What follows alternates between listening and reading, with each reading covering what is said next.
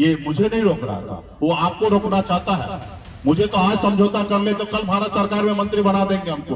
काम करता था जिसको राजनीति में हम लाए, उसको आज भारत सरकार में मंत्री बना दिया, इसलिए क्योंकि मुकेश सहनी को खत्म करना है। इस संसार में बहुत चालाक लोग हैं, आपके आने वाला पीढ़ी को आज भी आपको गुलाम बनाना चाहता है साथियों। तो इसलिए गुलामी की जंजीरों को तोड़ना है तो सबसे पहले अपने बच्चों को पढ़ाइए लिखाइए, काबिल बनाइए। पढ़ाई शिक्षा वो चीज है, आपके दो आंख है लेकिन आप पढ़े लिखे नहीं हैं तो आप कुछ भी लिखा है तो आप पढ़ नहीं सकते हैं। तो आप समझिए कि आपके आंख कोई काम का नहीं है, आप अगर पढ़े लिखे नहीं है तो इसलिए पढ़ाई लिखाई इतना जरूरी है। आप मान लीजिए आप पढ़े लिखे नहीं है, कोई आके एक बोतल में दे देगा जहर, आप नहीं पढ़ पाइएगा, पॉइजन है और आप पी जाइएगा। लेकिन वही अगर पढ़े लिखे होंगे तो देख लीजिएगा भाई ये पॉइजन है, इस पीने से आदमी मर जाता, हम नहीं पिएंगे। तो इसलिए हर रोज आपको पॉइजन देने का काम इस संसार में लोग कर रहे हैं। इस धरती पर सब एक ही तरीके से लोग आए, लेकिन आज देखिए कुछ समाज के लोग, कुछ लोग बहुत अमीर हैं और आप बहुत गरीब हो गए।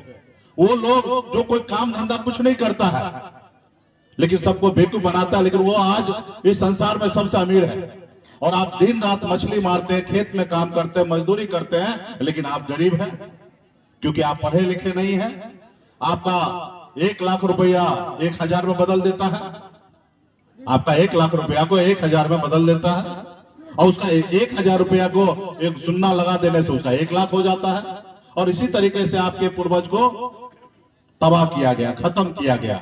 आपका जमीन अपने नाम करा लिया और उसे 2 पीढ़ी के बाद खड़ा हो जाता कि ये जमीन हमारे बाप दादा का है।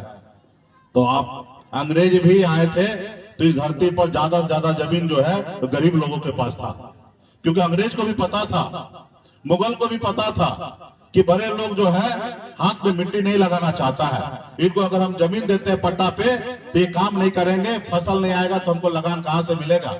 तो उस समय में भी अंग्रेज हो या मुगल हो, ज्यादा से ज्यादा जमीन जो है वो गरीब लोगों को दिया था ताकि ये खेत के चीना को चीर कर फसल उपजाएंगे और हमको लगान देंगे।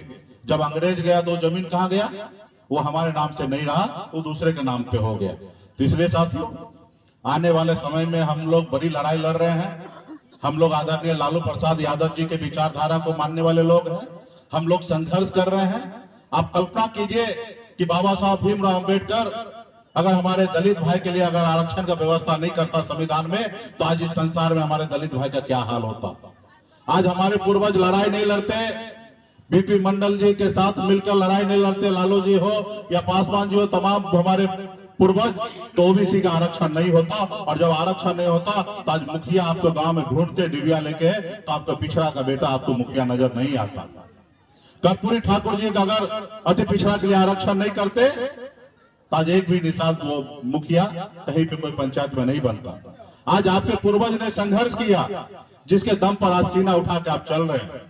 अगर लालू प्रसाद यादव जी लड़ाई नहीं लड़ते 90 के समय में, तो एक निषाद मल्ला का बेटा भी सीना तान के आगे नहीं आपके सामने में खड़ा होता। आपके बाप दादा को चप्पल पहन के अपने से आगे से गुजरने के लिए नहीं दिया जाता था। आपके पूर्वज के हाथ से पानी लोग नहीं पीते थे। ये ऐसे समाज था पहले, लेकिन ये सब चीज से हम दूरी आए हैं संघर्ष के बदौलत। और जब आप संघर्ष आज की अभी भी बाकी है, अभी भी 100% में हम लोग 75% कामयाब हुए हैं, 25% और भी बाकी है। और जब हम कामयाब होंगे तो आज कल्पना कीजिए कि आपके आने वाला पीढ़ी बेहतर जिंदगी जिएगा। साथियों आज मैं आजादी के 77 साल बाद इतनी बड़ी आबादी बिहार में निषाद का रहने के बाद कभी किसी ने लड़ाई लड़ा नहीं। आज बंगाल में निषाद को आरक्षण मिल रहा है, दिल्ली में आरक्षण मिल रहा है एससी का, लेकिन हमको बिहार में नहीं मिल रहा। अगर आज आरक्षण की लड़ाई हमारे पूर्वज लड़ लिए होते तो आज निषाद का बेटा बिहार में कलेक्टर होता। आज 1.5-2 करोड़ की आबादी है बिहार में, एक भी निषाद का बेटा कलेक्टर नहीं है। तो इसलिए साथियों हमारा अधिकार हमको नहीं दिया जा रहा। आज हमने लड़ाई लड़ा, आपने हमें अपना नेता माना, आपने हमें अपना बेटा माना, आपने कहा सन ऑफ मल्ला आप आगे बढ़ो, हम तुम्हारे साथ हैं। और हम लड़ाई लड़कर बिहार में पहली बार बिहार को बताया कि मल्ला का बेटा सिर्फ मछली नहीं मारेगा, वो विधायक सांसद भी बना सकता है। वो हमने करके दिखाया। और जब हमने 4 विधायक बनाया 2020 में, अगर हम समर्थन नहीं देते तो बिहार में मुख्यमंत्री नीतीश कुमार नहीं बनते। हमारे समर्थन से बिहार में मुख्यमंत्री बना, लेकिन उसको अच्छा नहीं लगा।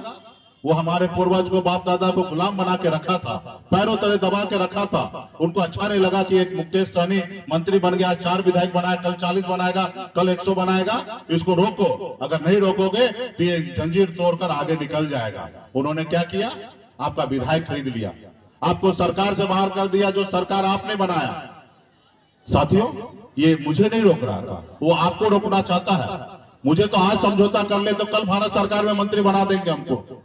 जो हमारे इधर बैग उठाता था, पार्टी में काम करता था, जिसको राजनीति में हम लाए, उसको आज भारत सरकार में मंत्री बना दिया। इसलिए क्योंकि मुकेश सहनी को खत्म करना है।